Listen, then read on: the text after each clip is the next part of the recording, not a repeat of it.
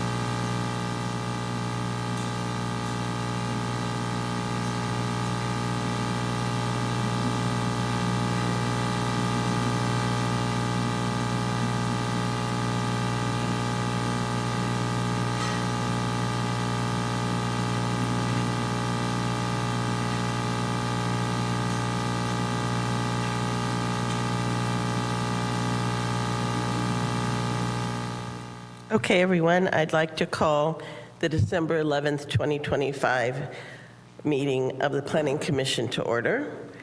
And will the recording secretary please call roll? And I realize this is our last meeting of 2025, so. Thank you, Chair. Commissioner Carter. Here. Commissioner Cisco. Here. Commissioner Horton. Here. Commissioner Pardo. Here.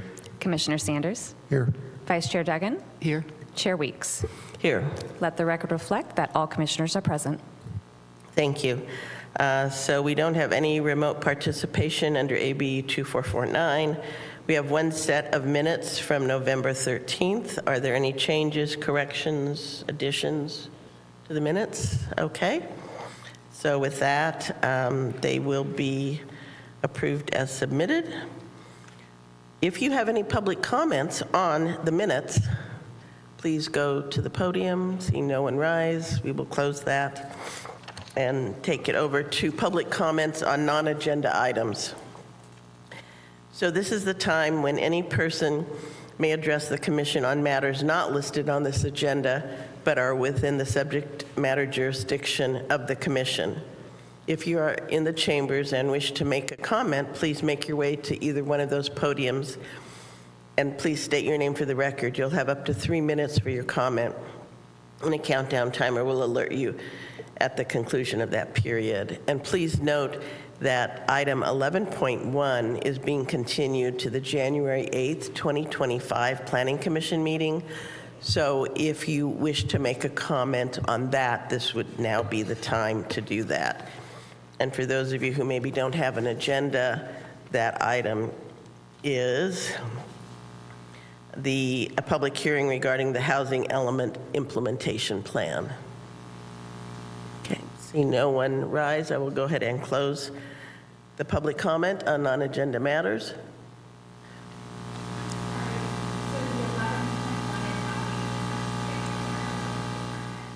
Yes. No, You can, Lago Fresca is 11.2. 11.2. Yes. Yes. Thank you for clarifying. I should have probably said that. So with that, we'll go ahead and commission business and our statement of purpose. We are charged with carrying out the California planning and zoning laws in the city of Santa Rosa. Duties include implementation of plans, ordinances, and policies related to land use matters, assisting in writing and implementing the general plan and area plans, holding public hearings, and acting on proposed changes to the zoning code, zoning map, general plan, tentative subdivision map, and undertaking special planning studies as needed. And with that, we'll go to commissioner reports. Are there any commissioner reports? Okay, no commissioner reports. And we don't have anything under other, and so we move right on to department report. Thank you, Chair Weeks, members of the commission. I do not have a report for tonight. Okay, so moving right along. Do we have any statement of abstention or recusal? Okay. Item 8 is our first presentation tonight, and it is the draft community-based transportation plan for the South Santa Rosa Avenue corridor. And the presentation will be given by Torina Wilson and Steph Britt. Torina Wilson is transportation planner for the city of Santa Rosa, and Steph Britt is with the Sonoma County Transportation and Climate Authorities. Yes. Good afternoon, Chair Weeks and Planning Commission. My name is Torina Wilson. I'm the city's transportation planner. Beside me is Steph Britt, who works with the Sonoma County Transportation and Climate Authorities. Their acronym is SCTCA, so you might see that on their presentation. Steph will give the presentation today since SCTCA was the agency that did run this project. City staff was involved, so I'm here to support and also to answer any questions. So we'll get the presentation shared and then we'll go ahead.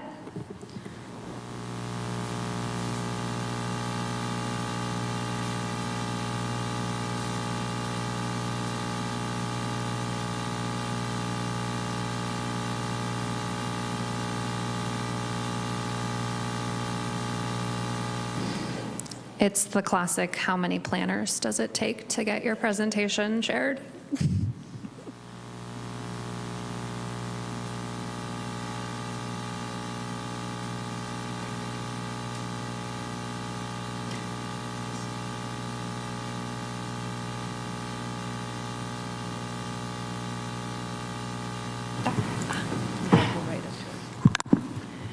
Okay, we did it. Success. Hello, everyone. You have to get really close to the microphone. Super close to it. Okay. Hello, good evening. I know I stand between you and the holidays, so I'll try and be as succinct and very energetic as possible. My name is Stephanie Britt. I go by Steph Britt with SCTCA. We are the Sonoma County and Transportation and Climate Authorities, as Torina mentioned, and I'll be presenting on the community-based transportation plan for the South Santa Rosa Avenue area. And this is a plan that was recently completed. This plan is consistent with the Santa Rosa Active Transportation Plan, General Plan, and the South Santa Rosa Area Plan. Santa Rosa staff have been part of the team on this project, and we've been coordinating closely on the concurrent planning efforts for this area. So here we have the agenda. We'll go through the CBDP outline, community engagement efforts, the CBDP projects, and next steps. And as we dive into the contents, we'll also discuss who the project team was, our engagement efforts to improve upon engagement in disadvantaged communities, et cetera. So the CBDP program is a regional planning program that is intended to identify transportation issues and potential solutions in low-income and disadvantaged communities. This effort is funded by MTC, the Metropolitan Planning Commission, and supported by SCTCA locally.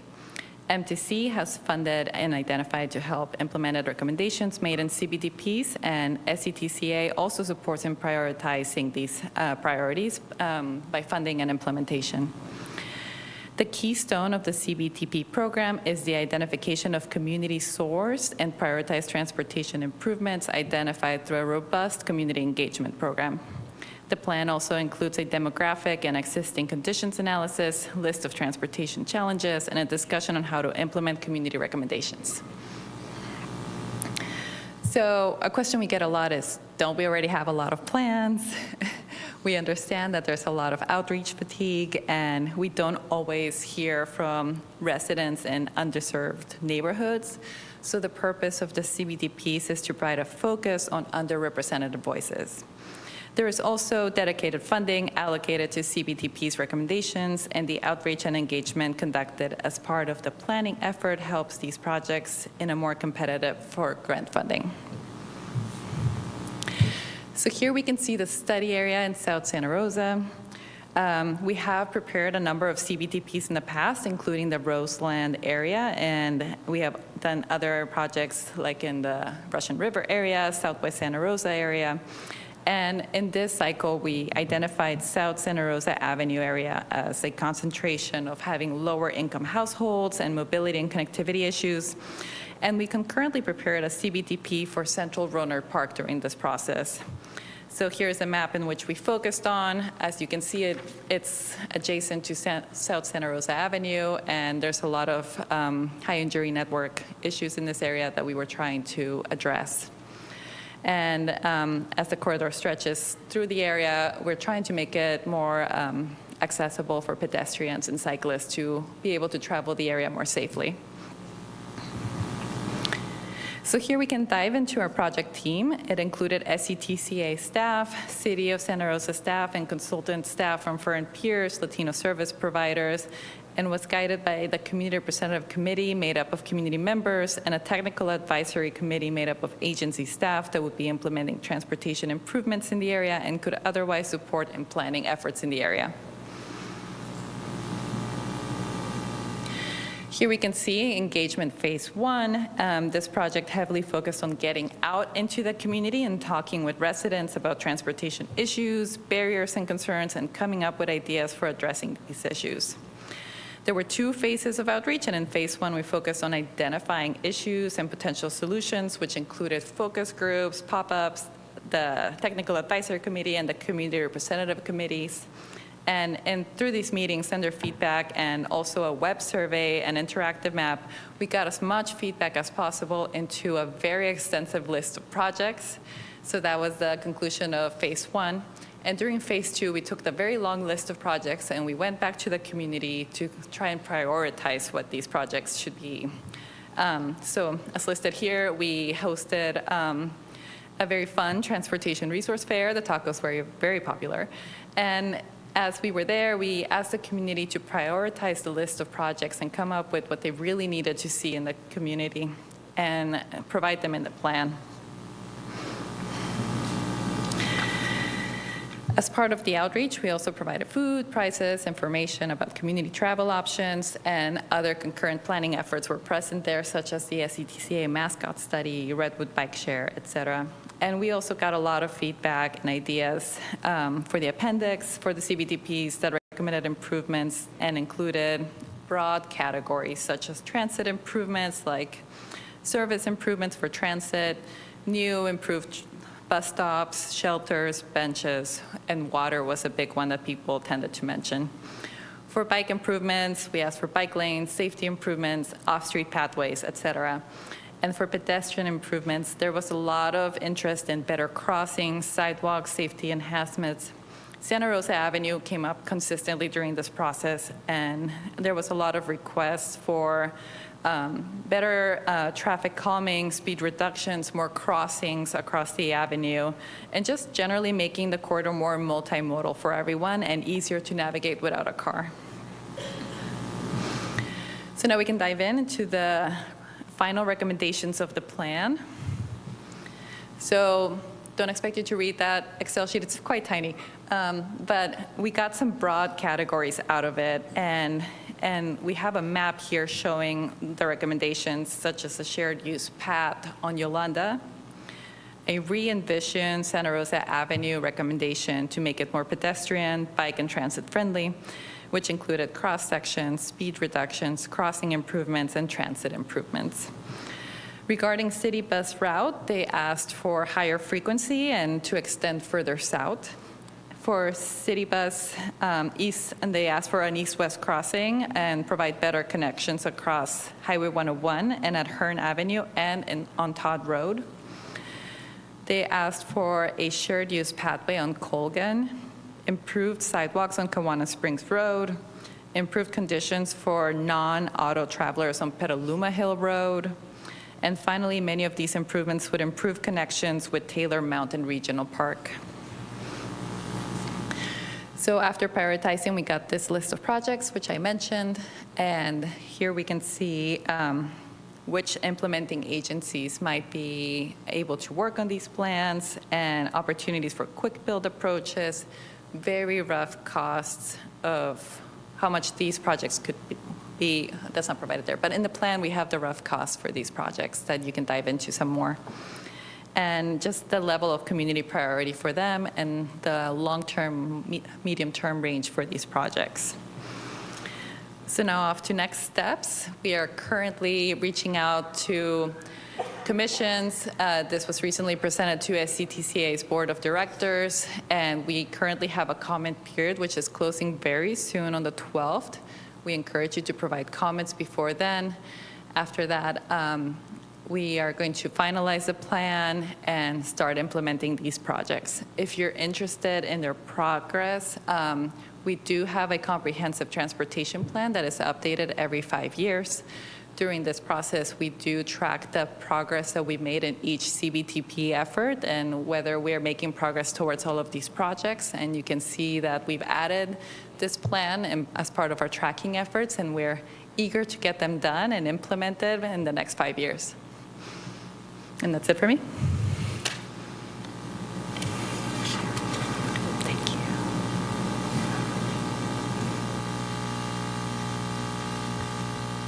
Okay. Are there any questions?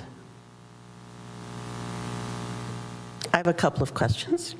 You said that there was funding allocated for this project, and where does that funding come from? There is the CARE grant that makes this eligible, and when you have CBTP plans, the CARE grant is based on the environmental phase is going to be available this next fiscal year to apply for grants, and then the next year we're expecting implementation funding to be able to do that, and this is all MTC funding. Thank you. And when you have the plan done, will it come back to us as part of the South Santa Rosa plan, or will it be the overall South Santa Rosa plan, or will it be done separately? Yeah, I recognize it can be a little bit confusing. We had the active transportation plan, their city bus has the short-range transit plan and the long-range transit plan. We have this community-based transportation plan, and then as you say, the planning department is working on the South Santa Rosa specific plan. So because the city bus and the active transportation plans moved forward first, this document adopted all of the project recommendations from those documents, so they are consistent. And we are having ongoing meetings with the folks who are working on the specific plan, the goal being all of them are consistent with one another. The benefit to this plan specifically being that the community helped us prioritize what we already had decided needed to happen there. And now the specific plan can then add another level of enforcement for that. And to add a little bit onto the funding item as well, the funding does mainly come from MTC, but findings in a community-based transportation plan can also give you leverage in state or federal grants, because you can then say, we did this extra level of engagement within this community that is considered disadvantaged. So I know it's confusing, a lot of plans, but there is quite a big benefit that we were able to do this with SCTCA. And then you indicated that the Latino Service Providers Group are part of your outreach. What role do they play? They were a huge help, and I'm so grateful to Latino service providers for that. We did a lot of pop-up events and outreach events where they were available, and particularly helpful in the transit fairs that we hosted. They helped organize it, helped organize by reaching out to the community, making sure that we're engaging them, help with translation. They were fantastic to work with and very engaging with the community. That's great to hear. Thank you. So with that, I will go ahead and open the public comment on this item. If anybody in the public has a comment they'd like to make on this item, please make your way to either one of the podiums. Seeing no one rise, we'll close that public comment period and bring it back to the commission. And just want to make sure there aren't any other questions. And so what do you need from us? Just a thank you and happy holidays? Well, we'll always take a thank you and happy holidays, but it was just mainly informational. The public comment period has been open for a while. It is only open again through tomorrow. But something to reiterate is all of the projects within this document are already part of other planning processes that have been completed and had public outreach. Nothing should be surprising. It was really just the community in that area telling us, here's what we'd like you to focus on first as funding comes in. So it's just for your awareness, so you know that it's happening and you know how it relates to everything else that we've been working on. Great, thank you very much. So with that. Thank you so much. Thank you. We have no consent items. We have no report items. We have scheduled items. So as I mentioned at the beginning of the meeting, the first item, 11.1, which had to do with the housing element implementation, has been moved to January 8th.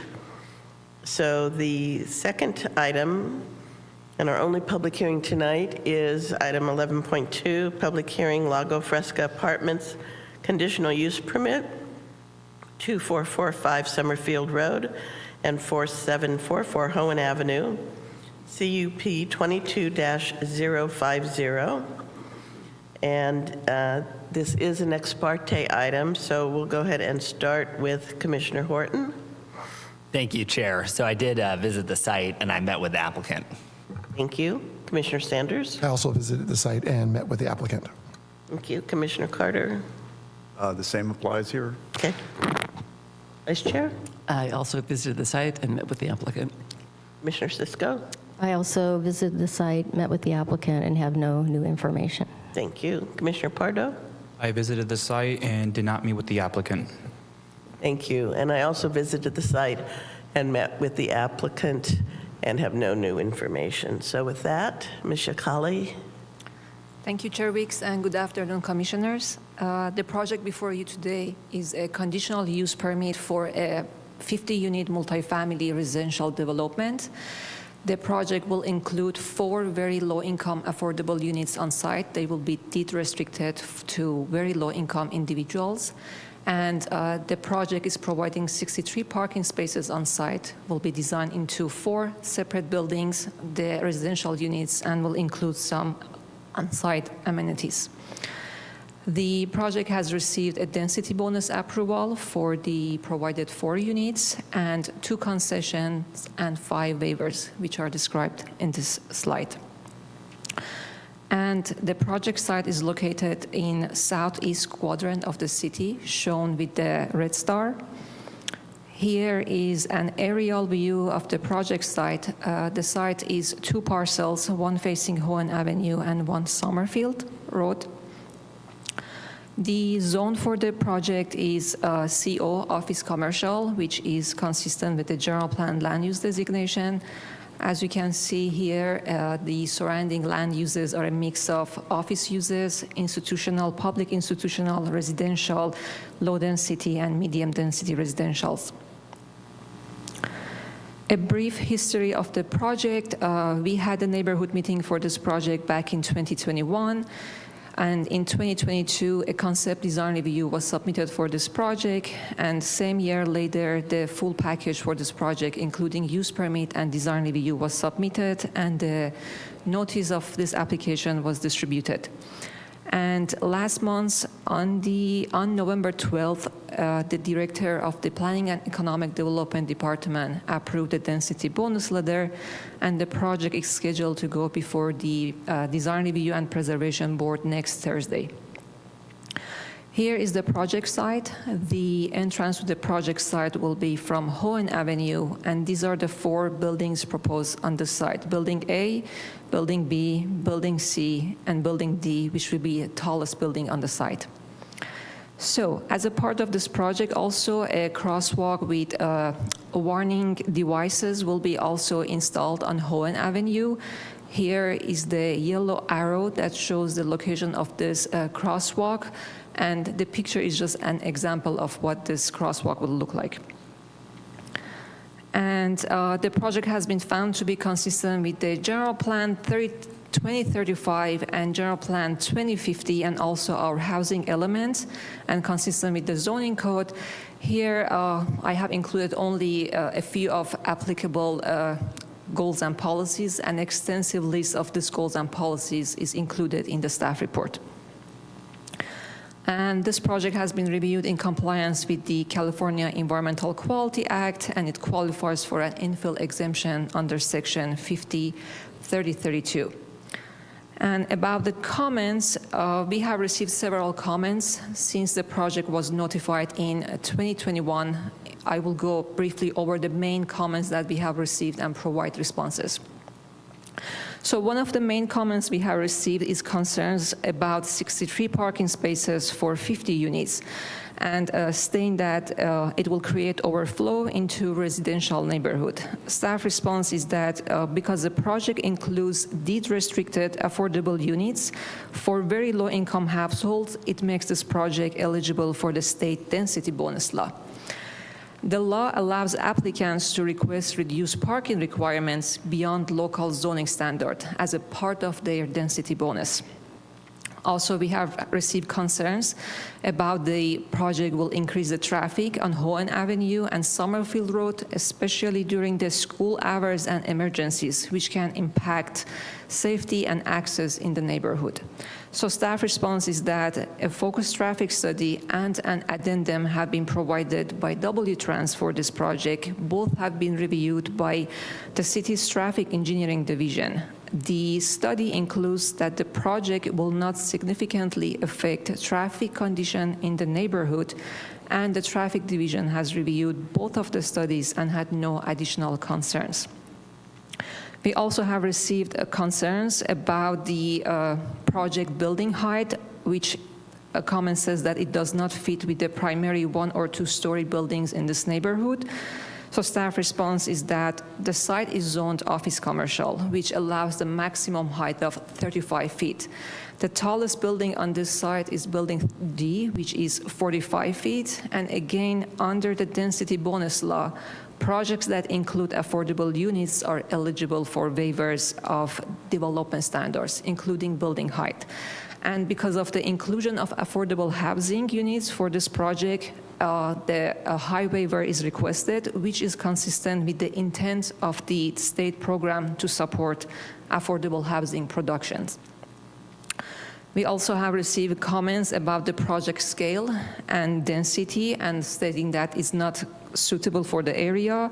So staff response is that while this project introduces new residential structures on these currently vacant lots, the density and building height are allowed under the zone, which is office commercial, and also is consistent with the state housing regulations. The project has also been reviewed for consistency with the general plan and found to be consistent with the several goals and policies for compact infill housing development. Also, the project was presented to the Design Review Board as a concept item, and our Design Review Board provided feedback and comments for this project, and the applicant has considered those comments and made changes to the project design by changing the color, massing, architecture, and landscape of the project to make it more compatible with this neighborhood. Concerns were raised about potential impacts on home values, local businesses, and construction noise affecting nearby businesses during work hours. So the project site, as you notice, is in an area with mix of office, public institutional, and residential uses are separated by a Summerfield Road across the street. And construction noise is temporary noise. While the project is done, there will be no noise beyond the regular residential activity noise on site.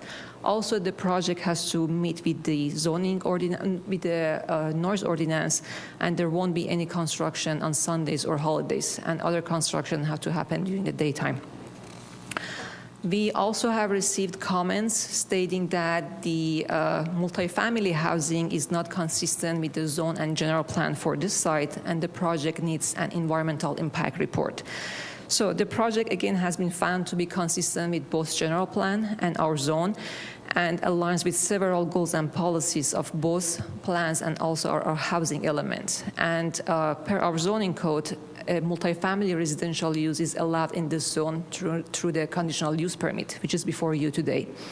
And as I mentioned, the project has also been reviewed in compliance with the California Environmental Quality Act, and it qualifies for an infill exemption because it meets all the criteria for infill development. Environmental studies have been prepared for the project, which indicates there would be no significant impacts on traffic, noise, water quality, and air quality. As such, the project does not need any EIR.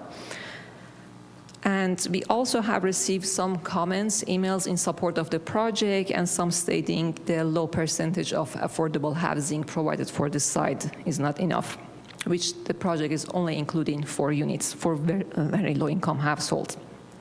So those were the overall public comments that we have received since 2021. And as a reminder of the Planning Commissioner's role, today you are reviewing a conditional use permit for the proposed residential use within the commercial zone for office commercial. The Design Review Board next week will review overall design of the project, the architecture, landscape, and the density bonus request for this project has already been reviewed and approved by the Director of Planning and Economic Development Department.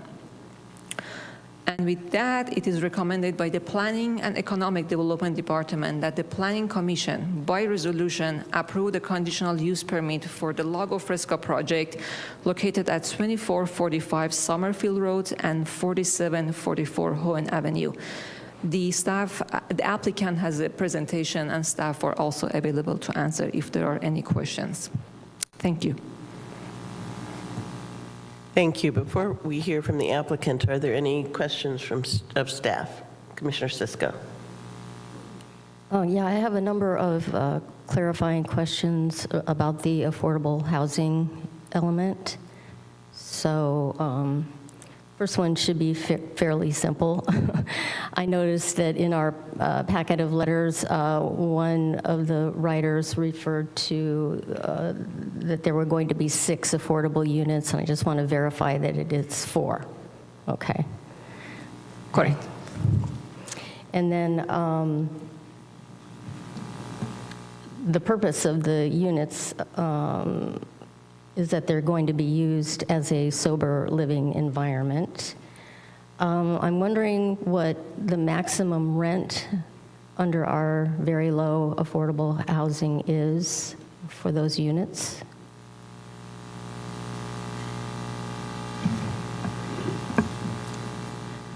Good evening. My name is Angela Morgan. I'm a program specialist in the Housing and Community Services Department here at the City of Santa Rosa. I'm happy to answer your questions about the affordability for the unit. So, as indicated, this project is proposing four units at very low income tier of affordability, and I believe there's 1 bedroom and 4 bedroom units. So I could provide you with a gross rent and give you some idea of what some potential utility allowances are for this project. But the gross rent for a 1-bedroom unit under that tier of affordability is $1,510, and the gross rent for a 4-bedroom at this project would be $2,039. Please keep in mind that is gross rent, so it means that amount and minus the utility allowances for the specific project, which we don't know just yet. But I'm happy to provide that at a later date once we do know what utilities will be paid by the tenants. Okay, great. Appreciate that. These are going to be shared units, so like each room would hold potentially a different individual in a sober living environment. And I just want to be certain that no matter how many individuals are living in the unit, it cannot, what is charged to them can't exceed the gross rent under our laws. Yes, so again, that gross rent is for the number of bedrooms. So if there is multiple beds in the bedroom, then it's that same amount for that size unit is divided by the number of beds. But it's the maximum gross rent, it remains the same. Can't go over that. Okay. Correct. And then does the housing authority, is there any type of laws dictating that they have to have long-term leases for these individuals as opposed to a turnover? Because it is a sober living environment, someone may not be sober and they may want to leave. What are the protections for not that kind of turnover?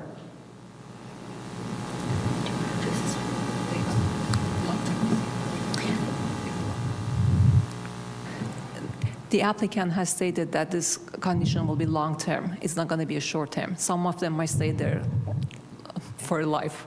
So it's not like a 6 months transitional and moving and bringing another one. Okay, and does the housing authority oversee that to be certain that that is the case? Yes, so what the role of the Housing Authority is to ensure the compliance of this agreement that we would enter into with the developer or with the owner, and not necessarily with the service provider. These units would be similar to what we call set-aside units, and similar to what we do at other developments where there are specific set-aside units for a particular population of people. And so if we would consider this very similar in that way, in that manner, that the agreement would be between us, the Housing Authority, and the developer, and we have a 55-year restriction. It would be a document that is recorded against the property for that term, and we do have ongoing quarterly reporting and annual reporting as well under our requirements. Okay, and then if it isn't managed in accordance with our policy, are there any kind of consequences? So under the agreement, there are, so we would consult with our attorney if there happens to be a breach or some sort of a default under the agreement. I would have to consult with our attorney to. Okay, but it is going to be, it sounds like, overseen quite frequently and getting reported as to how it's being run. Yes, that's correct. And then we're not conditioning the use as a sober living environment. We don't need a zoning clearance or anything like that. It's simply being managed under our affordable housing contract. That's correct. So as described, it would be supportive housing, and in the office designation, supportive housing is a permitted use by right, so they do not need anything for that. So there's no specification in there. Will just be conditioned and deed restricted to be the low income affordability. Okay, with that maximum rent and overseen by the Housing Authority. Correct. Okay, great, thank you. Very welcome. Other questions of staff before we hear from the applicant? Okay, thank you very much, Angela. Will you be here if we have other questions? Okay, thank you. So the staff has, the applicant has presentation?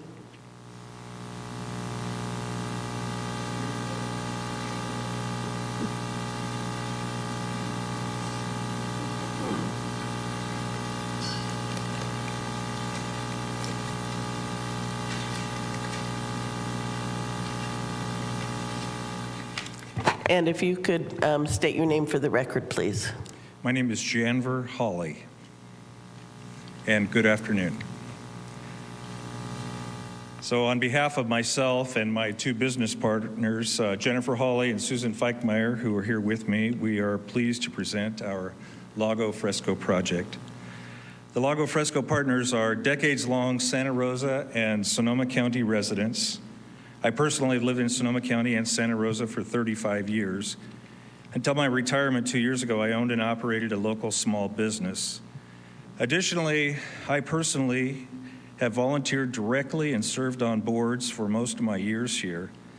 We've served in organizations focusing on homelessness, recovery from drugs and alcohol, as well as directly providing long-term sustainable housing for very low income through middle income Santa Rosa residents. On the for-profit side, our partnership of Lago Fresco owns and operates other apartment homes in Santa Rosa, and we as a group have focused on rehabbing decent housing for working people. Lago Fresco is an extension of that value.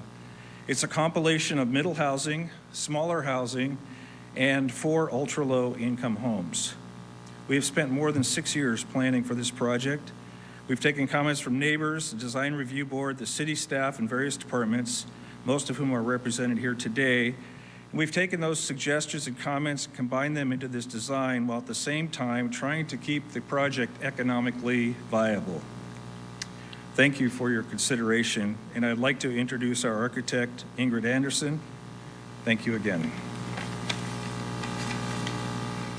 Thank you. And there's a button on the side of the podium if you want to lower it. And if you could speak directly Right. into the microphone. Yes, I will. Thank you. We have a brief presentation of some visuals of the project. This is a depiction of the project from Summerfield Road heading north. To the very left of this photograph, you'll see the white larger building. That's the older Warwick Hospital camp building where the Redwood Gospel Mission is now. The building that you see focus in the center of the picture is Building D, the largest building. And the rear portion of Building D is the portion that is 4 stories and over the 35-foot zoning standard height limit. The rest of the project is 3 stories or less and within the zoning height limit standard. This is a site plan showing how the parking lot is concealed largely within the site, at the rear of the site, and that the buildings are set forward on Hohen and Summerfield to activate those street fronts and create an urban edge. The white shape that you see in the corner of Hohen and Summerfield is the existing office building there, and the massing of that office building is largely similar to 3 of the smaller buildings proposed. We do root the design of the project in contextuality and compatibility with the neighborhood, and through the years have been addressing all the comments of the neighbors as well as the DRB to try to bring the project into the most, to be the most compatible it could be with the neighborhood while still being able to take advantage of the neighborhood's attractiveness for the developer, the established infrastructure, the schools, the parks, and the generally good condition of the housing, multifamily housing around adjacent to this parcel. The front of the parcel is developed as an open space for the residents. It's right off of Summerfield Road. And along Hohen, there are in the green areas, along the 2 sides of Hohen, over 50 parking spaces available during non-business hours, and quite a number of spaces available during business hours as well to supplement the 63 spaces that are provided on site for parking. Next slide, please. This is a view of the project from Hohen Avenue heading towards Summerfield Road with Annandale Park in the distance. And the buildings, each building holds under 10 units except for the largest building, which holds 26. These units in Building A, which you see in the slide, are townhouse-style units. We're trying to design a very diverse variety of units for families who need more bedrooms and greater flexibility in the use of space, and also more typical apartment flats. Next slide, please. And again, this is the view of the project from Summerfield Road with the open space in the front. This is the view walking or biking along Summerfield Road, and you would see the open space in the front. It's landscape with multiple layers of trees along the parkway strip in front of the wall and behind the wall. This is a view of the project on Hohen. The driveway entry, along both sides of the driveway are parking spaces that are tucked underneath buildings A and B, and they are secured spaces with 2 spaces in each garage. So each resident will have at least 1 space, and they have the option to choose to rent 2 spaces in a secured garage as well. The number of trees being removed is 44. We are providing in their place 48 new trees, or 47 new trees that are box-sized, as well as paying an in lieu fee to the city for the remainder of trunk inches that we could not mitigate, but with replacement. And this is a view of the project from Hohen and Summerfield Roads, the existing office building at the corner, and in the rear, in the background, the project on the T-shaped lot. Thank you very much for your time and for hearing our application today. Thank you. Any questions of the applicant before we open the public comment? Commissioner Carter. Yeah, can you tell me off the top what the in lieu fee was for the tree replacement, or how many trees were subject to fee for mitigation? It's 21 trees at $100 per tree. Thank you. And I have a question. You said that people could rent an extra parking space? Yes, the parking is offered as unbundled, and so a resident would rent a unit, and then they would rent the type of parking space they preferred, an open space or a covered space, 2 spaces or a single space, or if they needed it, an accessible space. Thank you. Any other questions of the applicant? Okay, so before we open the public hearing on this, I want to just bring it back to staff for a second. What we're talking about tonight is the conditional use permit, not the design. The design will be discussed next Thursday, same time, same place. But the only thing we're talking about is allowing the conditional use permit. Is that correct? That is correct. So it is just whether a multifamily project is appropriate on the proposed site. And then the second question has to do with, because of state density bonus laws and other state laws, what ability does the city have to deny certain things? Does that make sense?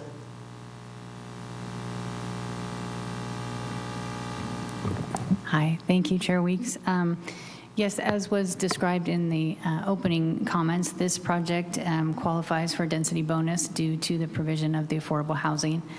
And when it does qualify under that, the developer automatically is eligible for, in this case, 2 concessions or concessions or incentives, which relieve them of their obligation to comply with certain development standards under our code. And the city can only, it's mandated that it's mandated that we accept those concessions unless we make some written findings based on substantial evidence in the record that it does not result in identifiable and actual cost reductions or would have a specific adverse impact on health and safety. Their request for these concessions and incentives has been reviewed, and there is no substantial evidence that would satisfy those findings. Then the law also allows for an unlimited number of waivers also from development standards. So in this case, they've applied for 5, correct? And the city also must grant those waivers unless we make findings that it would create a public health and safety issue or an environmental issue or would harm historical property. Again, there's been no evidence submitted in the record to support any of those findings. Therefore, the request for the 2 concessions and the 5 waivers are basically, our hands are tied, and we must approve those waivers and concessions because we've not had any evidence submitted to the contrary. And so when we're hearing comments about the height, the parking, the setbacks, those are just 3 of the 5 that were applied for here in terms of the concessions and waivers, and those must be granted by the city in the absence of substantial evidence, as I suggested. The applicant did submit the request for density bonus. It was reviewed by the Planning Economic Development Director and was found to comply with state law, and therefore was in your packet. There was a letter issued going through in detail all of the requirements under state law and how this project meets those requirements and therefore is eligible for those concessions and waivers. Thank you. So with that, I will go ahead and open the public hearing on this item. If you wish to make a comment, please go to either one of the podiums. We can use both of them up there. You will have 3 minutes. Please state your name for the record, and you will have a timer, which you see right there, that will count down the 3 minutes. And as I mentioned, our focus tonight is based on the conditional use permit, so. Ladies first. So with that, yes. So with that, May I speak? go ahead. Good evening, Planning Commission. Janice Carmen here. I grew up on Summerfield Road and walked both to Slater, graduated from Slater, and to Montgomery. And I was at Montgomery Tuesday night for a soccer game. First time I've been back in a few years. But anyway, that said, it's a great picture that they show on the screen, but don't be impressed with it because it looks somehow it's brought out and it's wide angle and it looks like there's a lot of room there. I personally read the letters objecting to the traffic and the density on that corner, which is Hone Avenue and Summerfield Road, where they intersect. And I still know people over there. A lot of the neighbors never moved. And I went over there today. I was having a hard time finding exactly what it was. Of course, it's the old hospital and say, et cetera.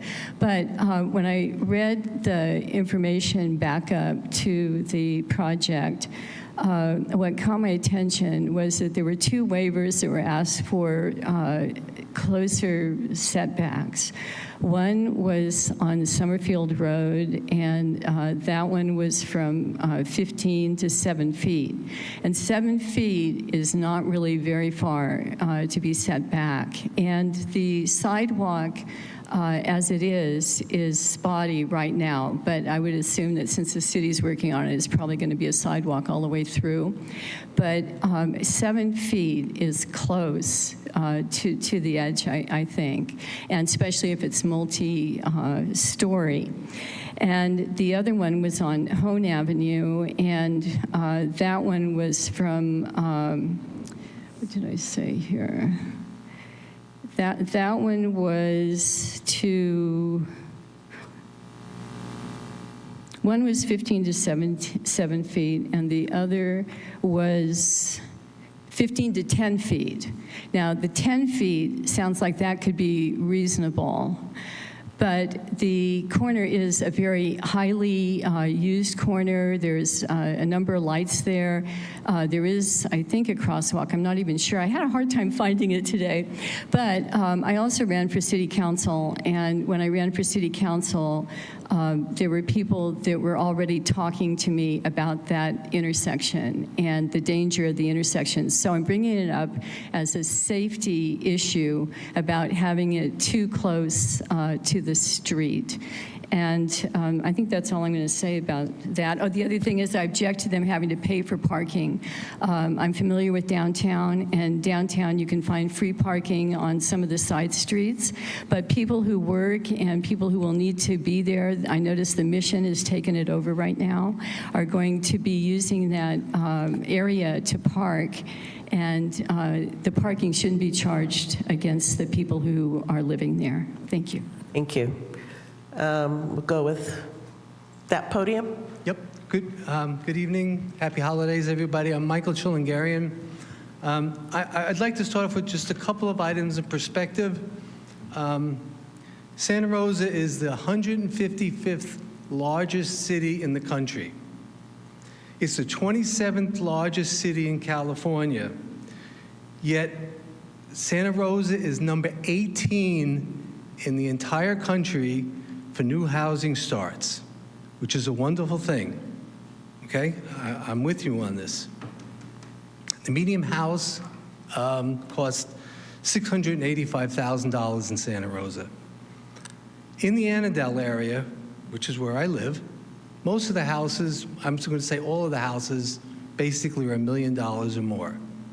It's a nice area. That compromises about 2.4 square miles. in that area, there's about 300 homes. So if you were to take those number of homes and divide it by the area, you're coming up with somewhere in the neighborhood of 2 acres per home as an average area that it takes up. Not that that's what the properties are, but the streets and everything like that else. What this project is going to do is going to add 50 homes in 1.3 acres, so that it tremendously increases the density in this particular area. Now, the reason I have an issue with that is because for a number of years, we were faced with evacuations. And since we live with Annandale to our east, the only way we can escape if there's an evacuation is towards Summerfield, Hohen, or maybe even towards the south. But this is going to add a tremendous burden and probably an unsafe situation should all of us need to evacuate because of fires. So that's like my biggest concern about this, is that we were trapped last couple of fires. And if you're going to add congestion there, it's going to be a big issue. Plus, the general parking and all that other is going to add to the ability for us to access or get out of that area if you're going to have all these cars parking on the street, which we don't have at this point. They're adding 50 or 65 spaces or whatever, so there's going to be a lot of parking on the streets moving forward. I want to talk, so that's what I have to say about the safety issue. During the construction phase, you're going to be having a lot of trucks coming and going with concrete, steel, whatever. If you look at your E-Code 360, Chapter 1128. Thank you. Regarding... Thank you. Excuse me? Thank you. That was your 3 minutes. Okay. Thank you. Hopefully we can keep our areas safe. Okay, we'll go to this podium. Hi, good evening. My name is Sonia Randrup. I live in the neighborhood adjacent to this property at the Sierra Creek Homeowners Association, and I have serious concerns about the adverse health and safety issue. The gentleman just spoke about the parking. If the builders are expecting to park on the street for 50 spots, those are not designated to that building. Those are designated to all of us in the community. Charging to park at a low-income property, by the way, 4 low-income apartments is what I'm understanding that qualifies for these waivers. Is that not accurate? I'd like to know that answer. I'm also curious to know what the impact is from others about the turning in and out of that property onto Summerfield and Hohen. That is quite congested area, as the others have just spoken about. So I am curious also to know and learn a little bit more about how many of these units will be 1-bedroom, 2-bedroom, 3-bedroom, and 4-bedroom. Because what I think we all know and have learned with all of the building that's happening in our community is that parking is an issue. We are not a commuter area where people bike and walk. Everybody has cars. You have 3 and 4 cars to a household.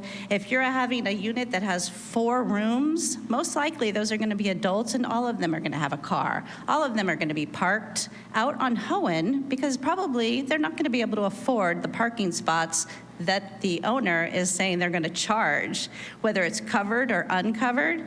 Are you kidding me? If I didn't have a home now, I wouldn't be paying for parking. I don't even go downtown because you charge for parking. So there are some serious concerns also about the adverse health on the parking on the street of the children and people walking in the community. We walk our dogs. We lost a neighborhood child recently. And I'm wondering if that's why this project did not go forward in a timely fashion after that accident and the death of Atticus, our neighbor. This is the health and safety needs to be re-looked at, and having all of these additional 50 units and only 4 of them are affordable? Are you kidding me? 4? I don't understand. 4 is nothing in 50. I think that this is irresponsible project. I am not in favor of it. I have not been in favor of it from the beginning, and I think that if the rules are being worked through because of the 4 units, I think that's deplorable. If you're going to call it an affordable project, then have more than half of it affordable. And if the 4 units that are Thank supposed you. to be sober are sober, Thank you. then that's a question too. I Thank want to you. know if the whole property is sober. Thank you. Good evening. My name is Michael Freed. I live at 4844 Hohen. This is a flawed project. It was a flawed project 4 years ago when it came to light, and it is still a flawed project. Let me explain to you why. People speed down Hohen to make the light at Summerfield. They're going to run into the late people leaving the apartment buildings. People don't want to turn right because it'll take them an extra mile to get where they're going, downtown or to the freeway. I understand, I was a realtor for 40 years in LA. I understand wanting to make money out of property you own. Build a fourplex. Have 8 or 10 or 12 cars, not 65 to 80 cars. If you approve this project, I guarantee you are signing a death warrant for people pulling out of that apartment building. Thank you. Thank you. Okay, go to this podium. Good evening. I'm going to try to keep my comments Actually, brief. you can raise the podium. There's a... Hi. My name is Stephanie, and I'm the Deputy Director at Generation Housing, where we lead the movement for more affordable and more diverse housing in the North Bay. We actually have an event happening tonight, but I'm stepping out of the event because we so strongly support this project and your approval tonight of the conditional use permit. This project received strong endorsement from our organization because of its thoughtfulness and location and the desperate need for housing in this neighborhood. It has immediate proximity to healthcare services, schools, some of the city's best parks, and the Veterans Facility, a city bus stop right at the project, frontage with direct access to grocery stores and retail, all of which scored highly against our guiding principles. We are also supportive of the unbundled parking at this project. It's completely unfair to pay for a parking space in your rent that you don't use, and so only residents who want to include parking in their rent should have that in their rent. I want to add a personal note that I was a resident of this neighborhood for 7 years and recently moved my family out due to both the high cost and lack of inventory of housing in this neighborhood. This project would have been welcomed by me would I still be a neighbor. You've heard a lot tonight about specific project details, but from our perspective, the bigger picture matters. This is responsible, well-located infill housing that aligns with the city's adopted housing goals and with the state's direction to build homes near services and transit. For these reasons, we urge your approval of the conditional use permit tonight. Thank you. Thank you. We'll go to this podium. Hello, my name is Robert Ostling. I live on Stonehenge Drive. When the map was up there with the red star, I think our house is about 4 inches on the map. If you could speak into the podium, please. We live, our house is probably the closest residence to the site, across Summerfield at the beginning of Stonehenge Drive. I do have a concern with the inadequate. We're having a hard time hearing you, so if you could maybe... I will. Okay, thank you. I do have some anticipation that the limited parking on the site, that very small site, will spill over and cause people to cross the road and park near my house. And now that's a right, but I'm afraid that people will be walking across to their car and between that and the unit without a crosswalk, so there's danger in that. I think there's a factor that didn't exist when the studies were made, and that is the news of the very large one near Murillo Carrillo Adobe, which is going to impact Montgomery, which is one of those routes that people take from 12 to Mission to get over to, finally get over to Highway 12. And it's going to encourage more traffic to be using Summerfield to get down, get to Hohen. So I think it's going to increase traffic significantly. Yeah, those are my final comments. Thank you. Thank you. Go to this podium. Good evening. My name is Kashi Gazag. I am the owner of the property that is being surrounded by this project. Not a fan. 63 parking spaces for 50 residents is ridiculous. I understand that they're leveraging the density bonus law, but this is a safety matter. Their highly flawed traffic report that they paid for and obtained was studied during the COVID era in mid-2021 when nobody was going to work, nobody was parking on Hohen. All those offices were shut down.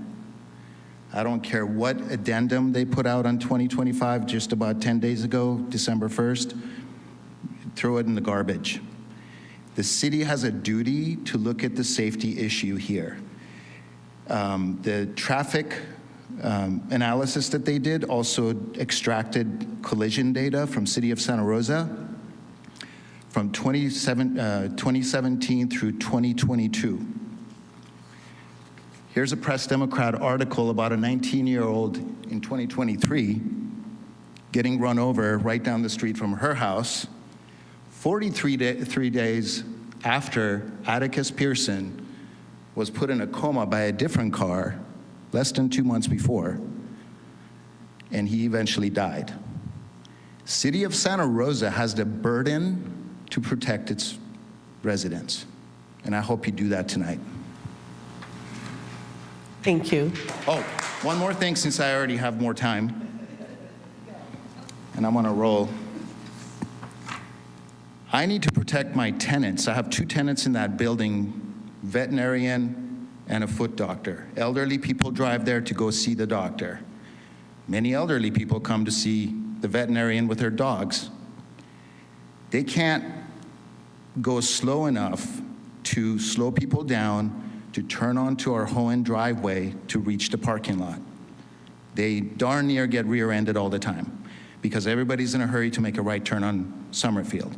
Now we're gonna put a driveway 30 feet away from that. That's gonna be a complete SHIT show. I can guarantee you that.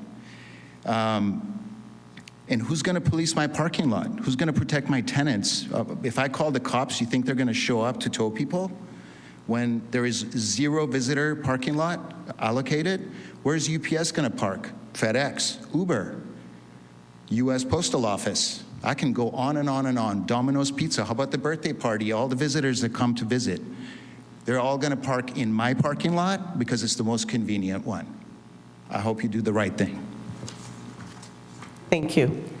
Go to this podium, and you can lower the podium if you want. There you go. Good evening, everyone. My name is Mary Catherine Miranda, and I live in the Sierra Creek Village, which is off of Hohen. I am not as eloquent as previous speakers, and I'm not as prepared as the gentleman before me, who I completely agree with and appreciate fully. Having that young boy, he was a young boy trying to cross the street on Hohen, and he was hit by a car and has now subsequently died. The intersection of Hohen and Summerfield is a highly trafficked area. Please remember at the end of that, at the end of Summerfield, you run into, yes, Annadale Park, where we have visitors coming, where we have tourists coming, where we have people exiting that park, riding their bicycles, unfamiliar with the area. It takes me at 8:20 in the morning, if I want to try and pull out of my driveway, out of my street, Arroyo Sierra Circle, I can sit for a solid 5 minutes. I take a left, I sit at that light at Wailupa and Hohen for another 3 to 5 minutes. That's prime traffic time, that's prime school time, and the Hohen is backed up all morning. You're gonna add more cars, which means that people pulling in and out of these areas can't see. We went and requested that there put red paint so that there's no parking on certain entrances because you can't pull out. Also, please consider there's a post-acute facility right I don't know, 100 yards from where your entrance is going to be. So you have ambulances coming in and out, you have people in distress going in and out. Add that factor in. Please also consider, it seems to me that y'all are trying to like bend the rules to meet your needs. You went from 6 units down to 4 units, which is the bare minimum. And your overflow parking, which the first presenter said they weren't going to be using, and then the second presenter's applicant said that they would be using Hohen. There's barely any parking on Hohen right now for residents that already live there and people that are coming to visit. So please, please, please consider the fact that traffic in that area is horrendous during school time. We have 5 schools within there: Slater, Village, Matanzas, Montgomery, all of those people trying to get their kids to school, everyone trying to get to the 101, everyone trying to just get downtown and leave the area. So please consider all of that. I've known people that have been rear-ended on Summerfield and Hohen. I think everyone in this room, if you've driven on that road, you've probably seen an accident. We don't need more people on a very congested area. So I beg the commission to really evaluate it. I would love to see an updated traffic study, and thank you very much. Thank you.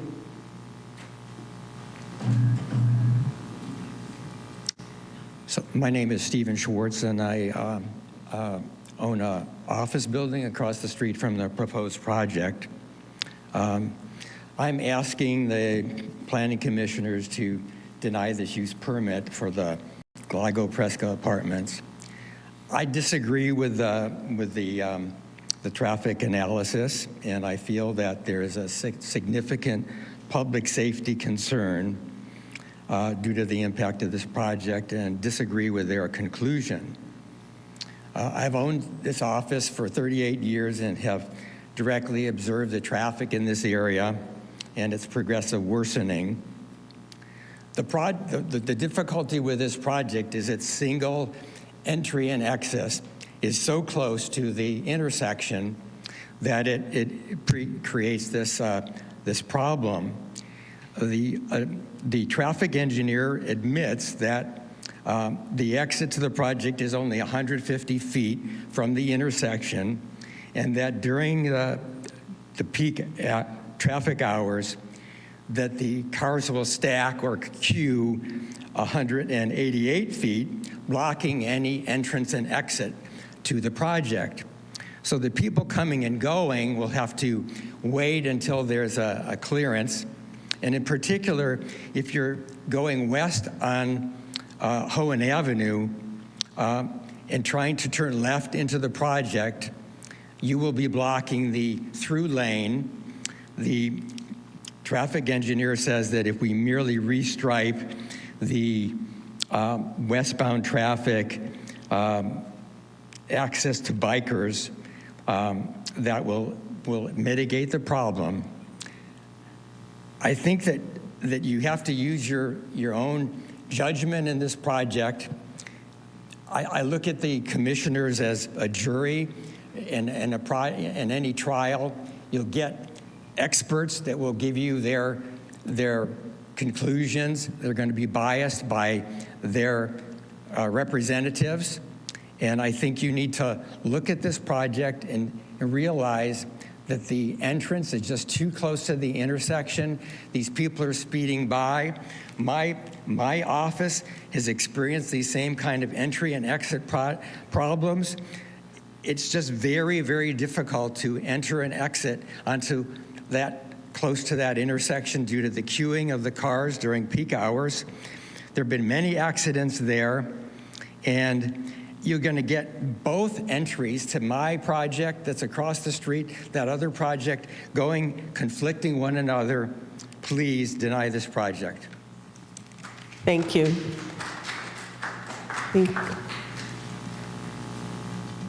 Hi, I'm Mindy Shamba. I'm probably a lot of yours neighbors. And I'm very concerned about the traffic report that was done on this.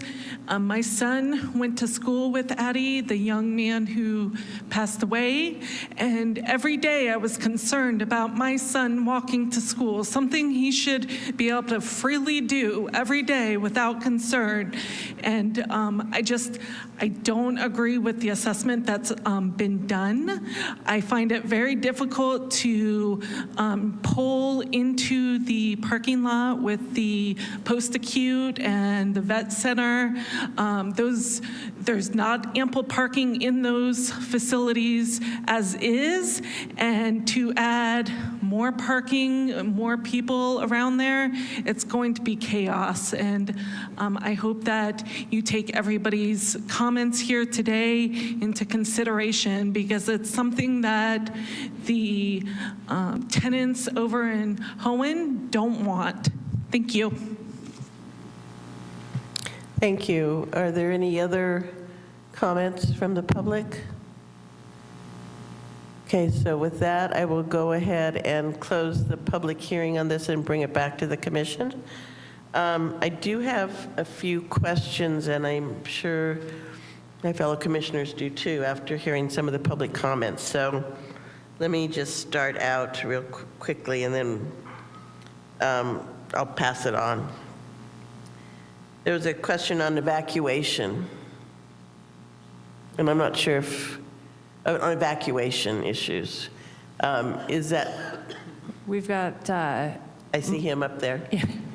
We have a representative from our fire department here. We also have a representative from our traffic engineering division to speak to that as well. Okay. Come on down.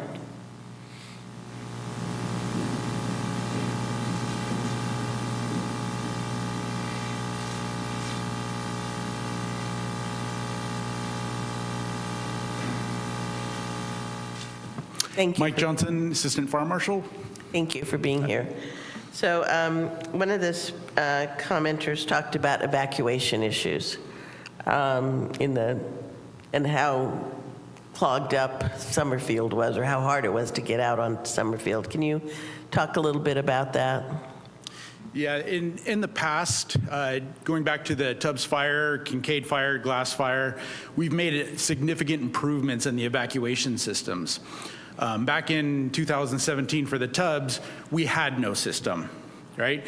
We didn't have the cameras up. We didn't have early notification. We didn't have evacuation zones. Since then, there's been developments such as if you go to the city website to know your zone, know your alerts,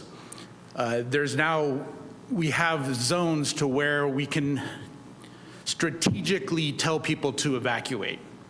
That area right there, it's kind of at the center of about 4 different zones. So that doesn't mean we're going to evacuate all those zones at the same time.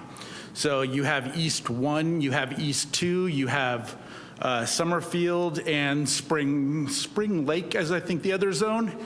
So what we would do is we would notify people strategically so that they evacuate at different times. And so that helps flush people at different stages rather than everybody just leaving at once.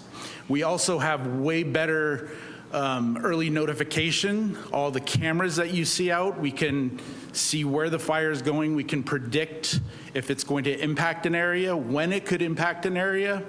So there's definitely a lot more technology. There's ways that we can actually, through traffic and engineering, might be able to speak on how the system, we can turn lights green in that area so that we can allow people to evacuate quicker. So there's several features, again, that are in place that we've made advancements on in getting people to evacuate more efficiently. Thank you. As long as you're here, are there other questions for the Assistant Fire Marshal? Vice Chair? I appreciate what you're saying, and I know that we've got all these different plans that have been put in place since the Tubbs Fire and the Nuns Fires, but human behavior being what it is, we could hear the chuckles. I think if you're in your house and you think that the fire is close, you're going to try and evacuate before your zone is called. Or maybe you don't even know what your zone is, so you think it's time to get out now. So what's the plan in that case if people behave like they do? Yeah, thank you. The evacuations come far in advance. So it's maybe even before people realize that the fire is encroaching on the area, we will start giving an early warning, such as be prepared and then go. So you're going to get those notifications way up front of where the fire is approaching. An example of this was the Kincaid fire. If you notice, we evacuated Santa Rosa way in ahead of when the fire was even within city limits. So we're hoping to get ahead of the people actually getting to that panic stage. Okay, thank you. Any other questions of him? Okay, thank you. There was a question on the number of units, the number of 1, 2, and 3 bedroom units. Can you refresh our memory on that? Correct, I have that information. So there will be 16 one-bedroom units, 21 two-bedroom units, 4 two-bedroom townhomes apartment, and 4 three-bedroom townhome apartments, and there will be 5 four-bedroom flats. Thank you. Let's see. Type of units. And then questions on the traffic study and people speeding on Hohen. I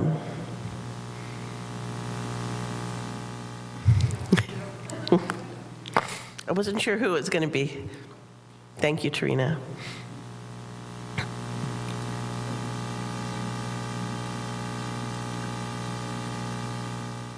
So there was the recent addendum on the traffic study, but the question was on the traffic on Hohen, cars going from the project onto Hohen, onto Summerfield, people speeding on Hohen, trying to get onto Summerfield, trying to get on Yulupa. Can you clarify some of that for us? Sure. I would love to ask how much time you have because traffic engineering is so complex. I know. We're learning new things all the time.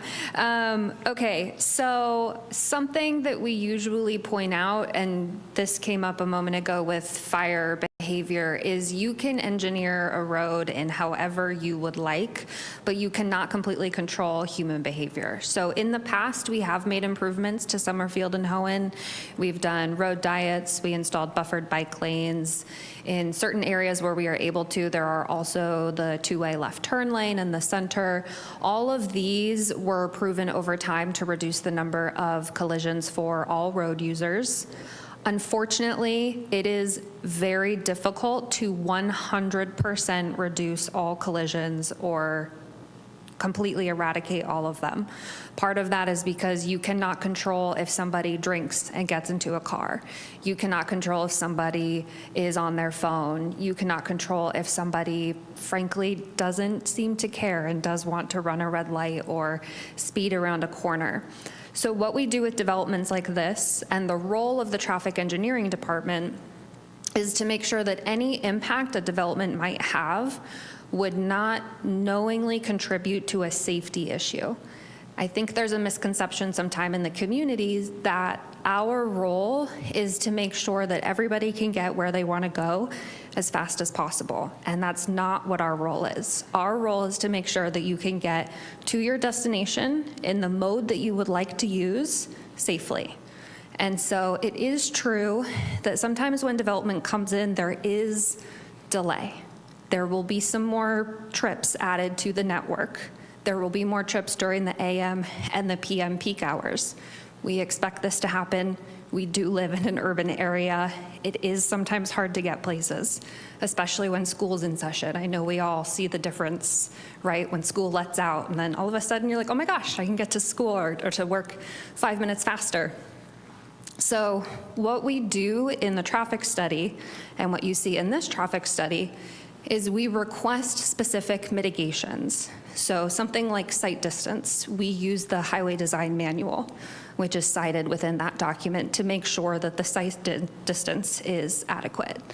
When we review developments like this, one thing that we do is we always review where the driveway is. So with a lot that is shaped like this one, technically there also could have been an in and out driveway on Summerfield.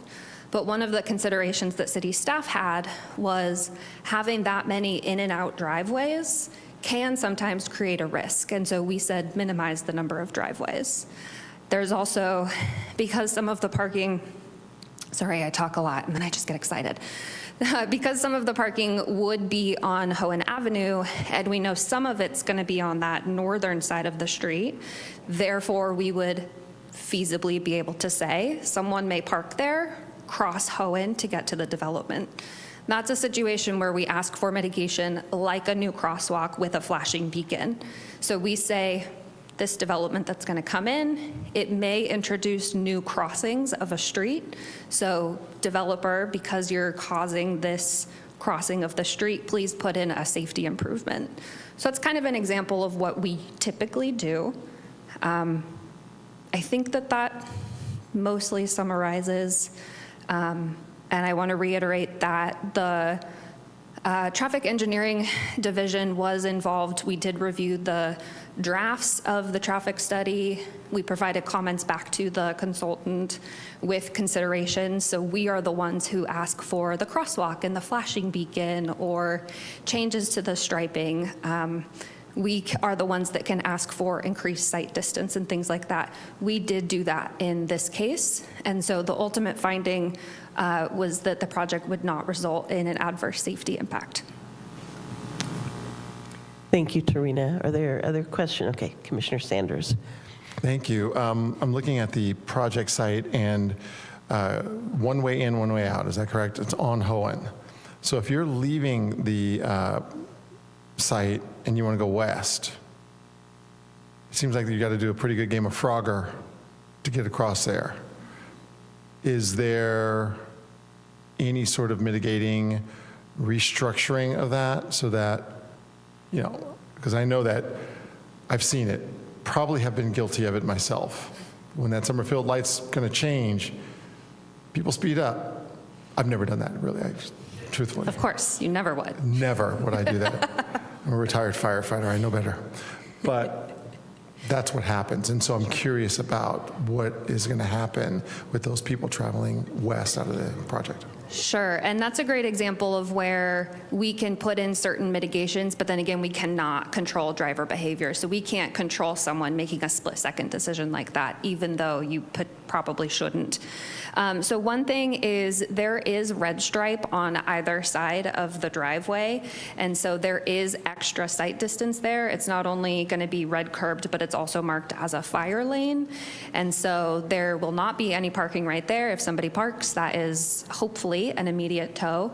So that does give you increased sight distance right there, which in a lot of cases, increased sight distance does make people more comfortable in making more informed decisions, I would say, and turning off of a driveway into a road.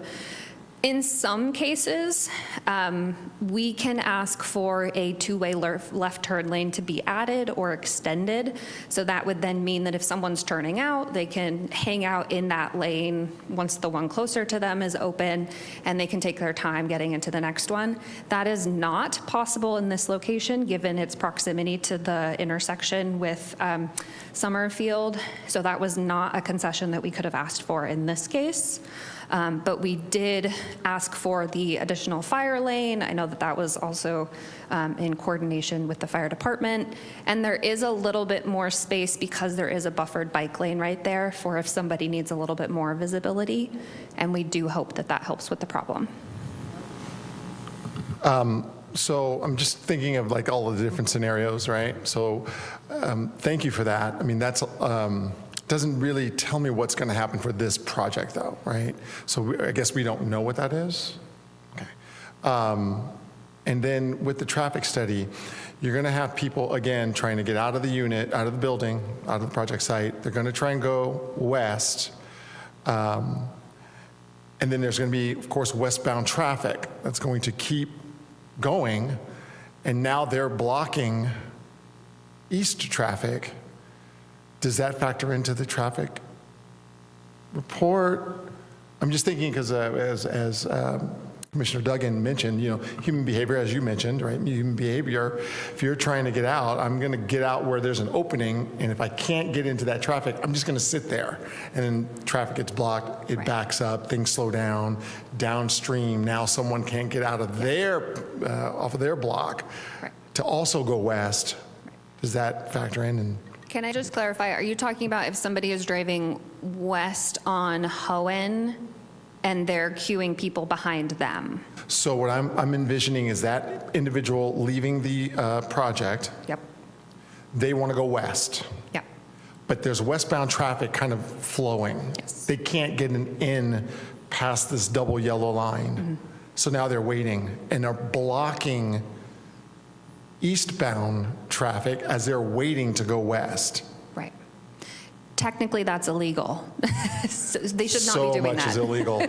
So much is illegal. And yet, Yeah.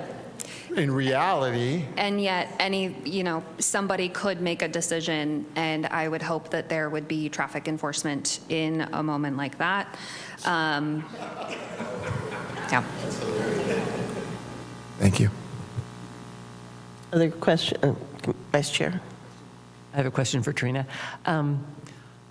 I can appreciate that you didn't want to have a driveway or another entrance exit off of Summerfield, and it would sort of set up the same situation that it looks like here. I didn't realize till the speaker who owns the parcel at the corner spoke that there's actually an access driveway for his parcel. So there are 3 very closely spaced driveways off of Hohen.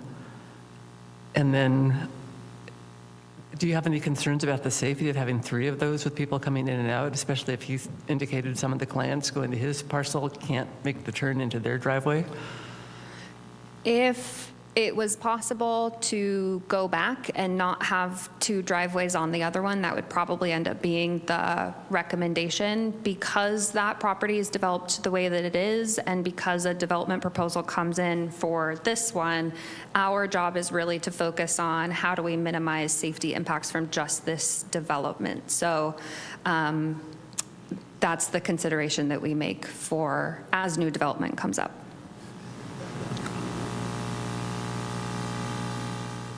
And there's also I can appreciate having a crossing that's got the red beacon, which is going to be a good safety feature for pedestrians, but it seems to be also very closely located to the driveway. So you think you've got people coming out, they're trying to turn westbound, maybe they're distracted looking towards the oncoming traffic, and they don't necessarily see somebody stepping off the curb.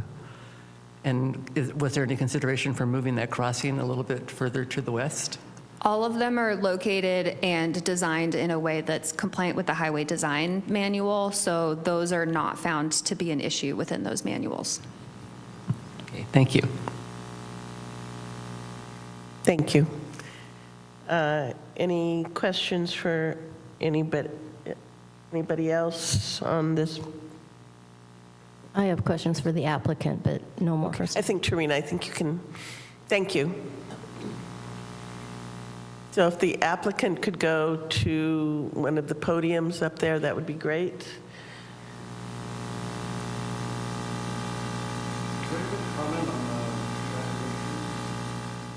I'm sorry, the public comment period's over.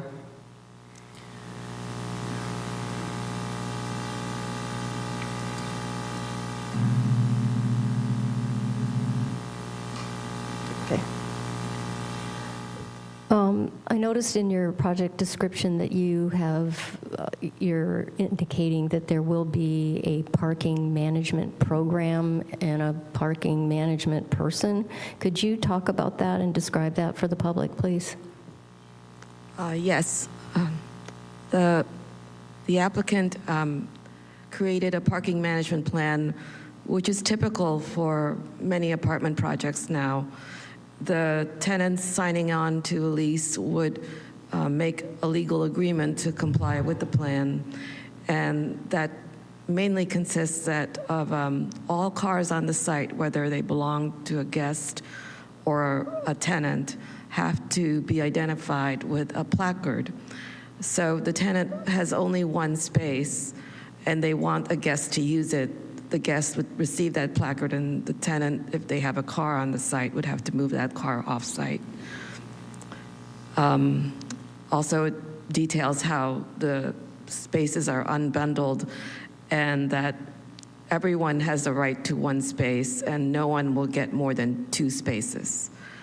And that there is also a short-term parking space that's going to be identified for deliveries and other needs like that. And can you just describe how the placard thing is going to be enforced? Is there actually a person on the premises in the parking lot managing this? Yes, the parking is going to be managed 24 hours a day, 7 days a week. Okay. By whom is it going to be managed? This is a person employed by the developer or the owner of the project and their management team. So somebody who'll be on site? Yes. Okay, thank you. Any other questions? Okay. So with that, if somebody could read the resolution.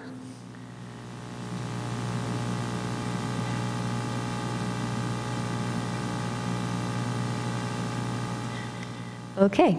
Okay, Commissioner Cisco.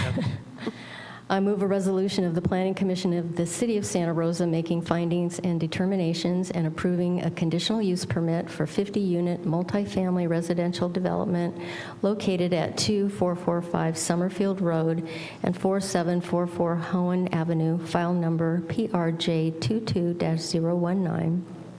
CUP 22-050, DR 22-037, and DB 22-004, and waive for the reading of the text. Thank you. And is there a second? Second it. Okay, so that was moved by Commissioner Cisco and seconded by Commissioner Pardo. So let's go ahead and start with Commissioner Carter. Okay, we get an easy one for our last Planning Commission meeting, huh? I'm generally in favor of the project. I won't beat around the bush too much. The parking study is done per industry standards and has been approved by our engineering department. Some of the scenarios that have been discussed could certainly be expected, but as has been pointed out numerous times, no amount of parking or traffic management can control individual behavior. I think the applicant has done what they can to make this site work well within the street system. I think the land use is appropriate for the site, and I think the city is desperately in need of housing of this type. I therefore can make all of the required findings and will be supporting the project. Thank you. Commissioner Sanders. I echo Commissioner Carter's support for the project. I think that you can't overlook the good in pursuit of the absolute perfect. And while there is concern of what I call the Frogger Lane, I think that is sort of outweighed by the need of housing, and that this project, I feel, addresses multiple needs in one area. I think it's appropriate. I think it fits within the stated goals of the city to provide housing of all sorts, all levels for residents of Santa Rosa. So with that, and even in the face of certain concerns, I will support the project. Thank you. Commissioner Horton. Thank you. And thank you to everyone from the public for coming out tonight. Yeah, I support the project. I think it aligns really well with a lot of the goals in our general plan. So I'll just be very brief. And I'll just add, completely anecdotally, in addition to all the studies that were done, I live in a very similar situation with the driveway coming out onto the busy street and then the crosswalk with the flashers. And just, again, completely anecdotally, I feel very safe. It works very well from what I've seen. So yes, I can make all the required findings and declarations. Thank you. Commissioner Cisco.